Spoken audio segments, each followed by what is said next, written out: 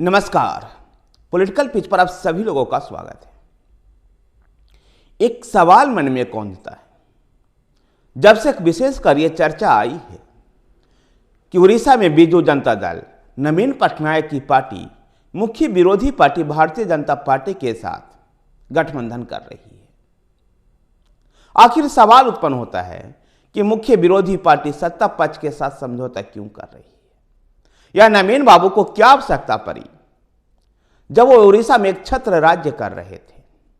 विधानसभा में उनको कोई चुनौती देने वाला नहीं था, लोकसभा में उनकी अच्छी खासी सीटें थी, 15 साल से उड़ीसा में शासन में है, 20 सालों से वो उड़ीसा में शासन में है। आखिर उनको आवश्यकता क्यों ऐसी पड़ी?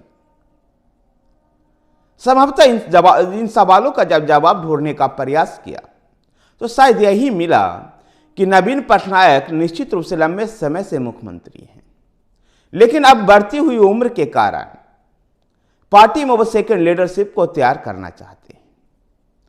पार्टी में सेकंड लीडरशिप को तैयार करने को लेकर के विशेषकर बी.के. पांडियन का नाम सामने आता है। बी.एन. पांडियन जिस प्रकार से बीजू जनता दल में सक्रिय हैं और पूरे उड़ीसा का दौरा कर रहे हैं, एक पूर्व IAS अधिकारी, ऐसे में बीजू जनता दल में एक पसोपेश की स्थिति दिखाई दे रही थी। जो बीजू जनता दल में जमे हुए पुराने नेता इस बात को स्वीकार नहीं कर पा रहे थे कि बी.एन. पांडियन उनका नेतृत्व करें, और ऐसे में उन्होंने कई नेताओं ने उड़ीसा के बीजू जनता दल के कई नेताओं ने पार्टी छोड़ करके भारतीय जनता पार्टी ज्वाइन कर ली।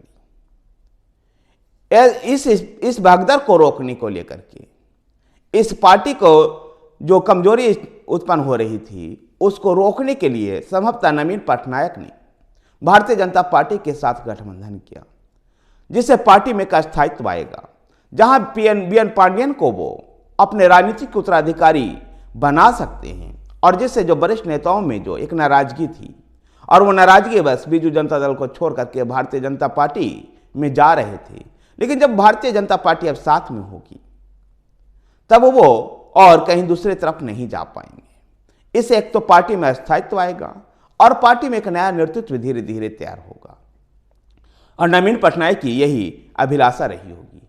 साथ ही केंद्र से उनको सहयोग भी मिलेगा, और केंद्र से सहयोग मिलेगा तो उड़ीसा को वो और अधिक विकास कर सकते हैं। इसी मद्देनजर नवीन पटनायक ने भारतीय जनता पार्टी के साथ गठबंधन किया है। तो दूसरी तरफ यह आवश्यकता भी सवाल उत्पन्न होता है कि आखिर भारतीय जनता पार्टी जब राज्य की राजनीति में अपने लिए लगातार स्पेस बनाती जा रही थी, लगातार जगह वो बनाती जा रही थी, तो वो आखिर क्यों बीजू जनता दल के साथ गठबंधन की?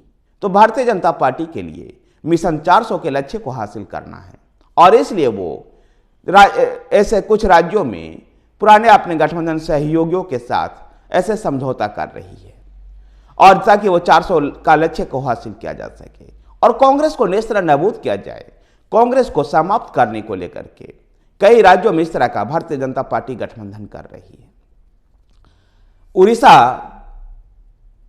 उड़ीसा में भारतीय जनता पार्टी 13 लोकसभा सीट पर चुनाव लड़ेगी, जबकि 8 पर संभवतः बीजू जनता दल तैयार हो जाएगी। वहीं विधानसभा में 50 से 52 सीट पर भारतीय जनता पार्टी, जबकि 95 से 97 सीटों पर बीजू जनता दल चुनाव लड़ेगी। देखना दिलचस्प होगा कि इस गठबंधन का घोषणा कब होती है। ऐसे उम्मीद की जा रही है कि अमित शाह के उड़ीसा दौरे के दौरान इस गठबंधन की घोषणा, आधिकारिक घोषणा हो जाएगी। धन्यवाद साथियों, वीडियो को लाइक कीजिए, शेयर कीजिए, हमारे साथ बने रहने के लिए हमारे चैनल पॉलिटिकल पिच को सब्सक्राइब कीजिए। धन्यवाद।